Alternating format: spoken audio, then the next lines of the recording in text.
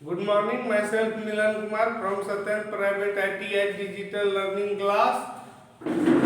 आज आप लोग के सामने जो ये डायग्राम बनाया हुआ है, ये आपका थर्मल पावर स्टेशन जो होता है, थर्मल पावर प्लांट, इसका सिस्टमेटिक डायग्राम है कि कैसे क्या होता है। तो देखते हैं कि थर्मल पावर प्लांट जो आपका NTPC national thermal power plant है उसी से संबंधित है।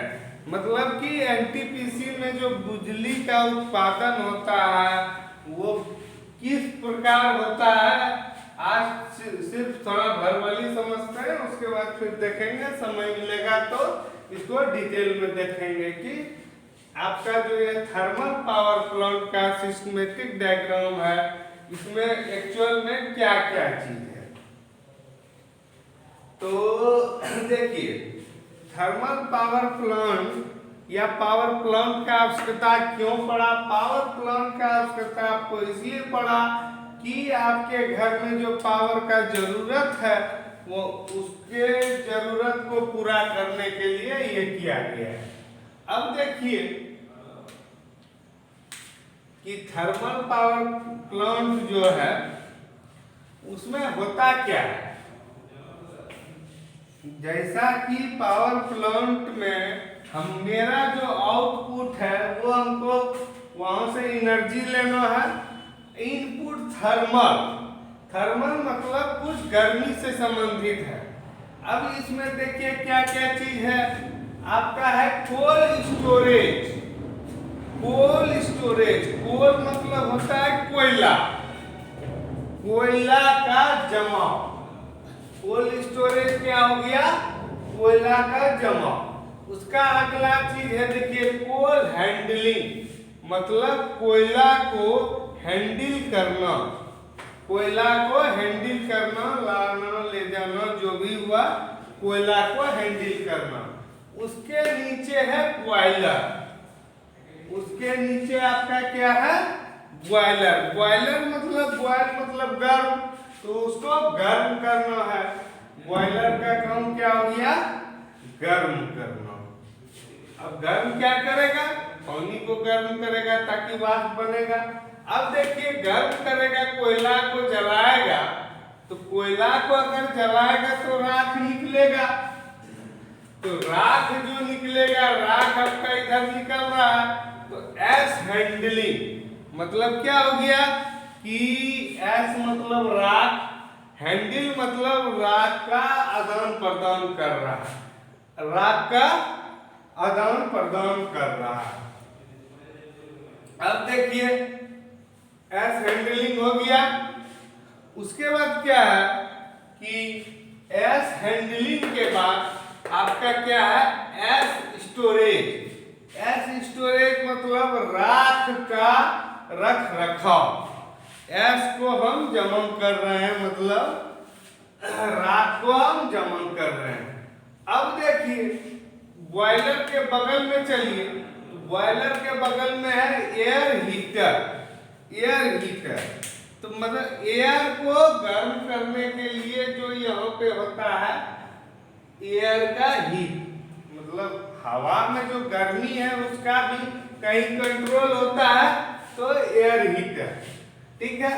अब एयर हीटर से जो है आपका जो एयर हीटर गर्म हवा निकलेगा, तो गर्म हवा के साथ तो धुआं भी निकलेगा।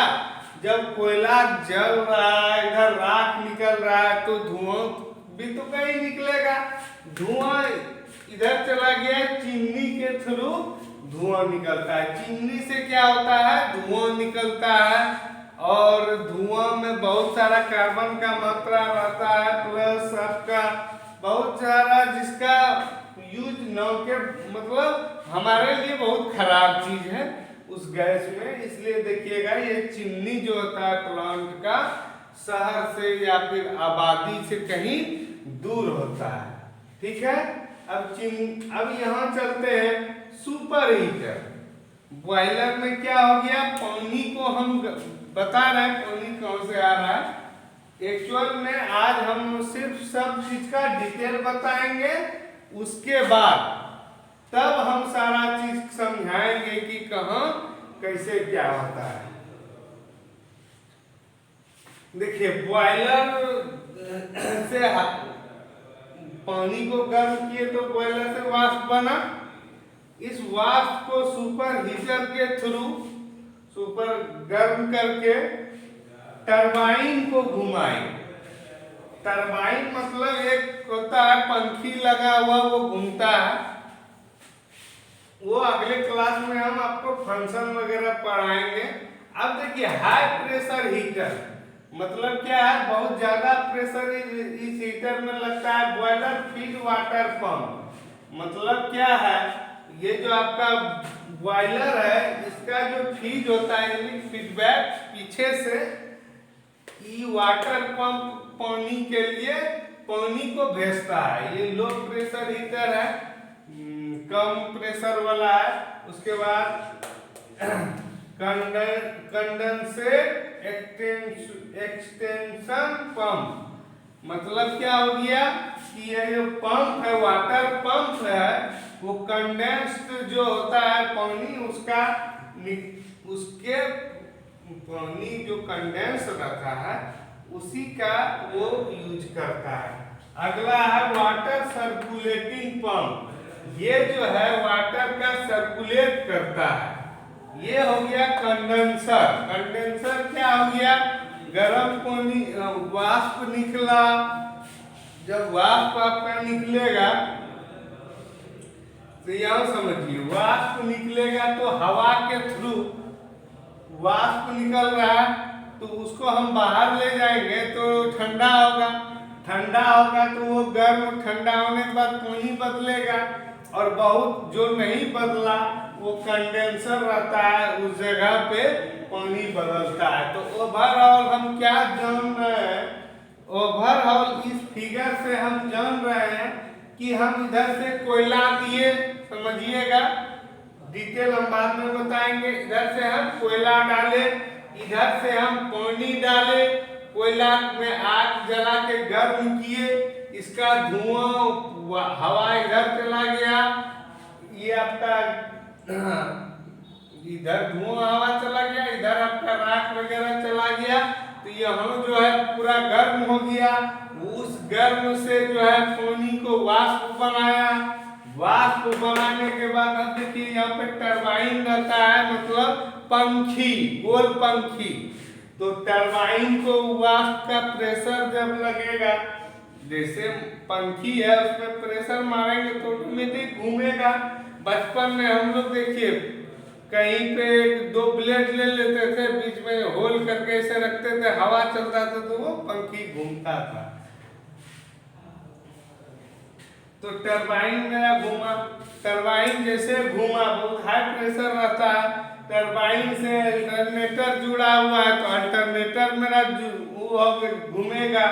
अल्टरनेटर के साथ एक्साइटर जुड़ा हुआ है तो अल्टरनेटर को जैसे टरबाइन मूव करेगा, टरबाइन अल्टरनेटर पहले टरबाइन घूमा, टरबाइन के साथ कपल्ड है अल्टरनेटर, मतलब टरबाइन के साथ जुड़ा हुआ है दोनों का रोटर।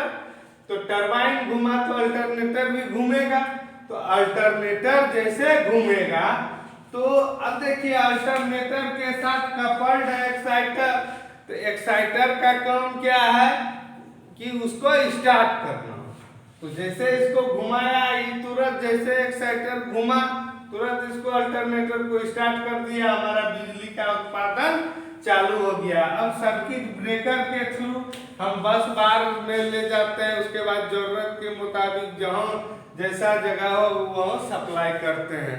तो आज हम आपको ओवरव्यू बताए कि इधर से कोयला डाले, इधर से यहाँ पे गर्म हुआ कोयला, जल के पूरा कोयला जल गया। उसके बाद उसका धुआं इधर चिमनी के थ्रू निकला, इधर राख इधर से चला गया एस हैंडलिंग प्लांट और एस स्टोरेज से राख का हो गया। इधर से हमारा वाटर का गया, ये वाटर हाई प्रेशर स्टीम बनाया। यहाँ स्टीम बना के ये टरबाइन को जब प्रेशर से पंखी को घुमाते हैं टरबाइन का, तो अल्टरनेटर घुमा, एक्साइटर घुमा तो हमारा अल्टरनेटर घुमा तो एक तरह का एसी जनरेटर है अल्टरनेटर, तो हमारा बिजली का उत्पादन हो गया। उसके बाद उसको बस बार से कर दिए, जरूरत के मुताबिक सारा कर दिए। तो आज के क्लास में हम देखें कि इसका ओवरव्यू कैसे क्या होता है, बिजली का उत्पादन क्या क्या चीज रहता है। लेकिन अगले क्लास में हम डिटेल से जानेंगे कैसे क्या फंक्शन करता है नहीं करता है। आज हम लोग जान गए कि इसका ओवरव्यू क्या है। तो अगले क्लास में मिलते हैं सारे डिटेल के साथ इस थर्मल प्लांट के बारे में जानने के लिए। आज के क्लास में इतना ही, बाकी नेक्स्ट क्लास में। Okay, thank you.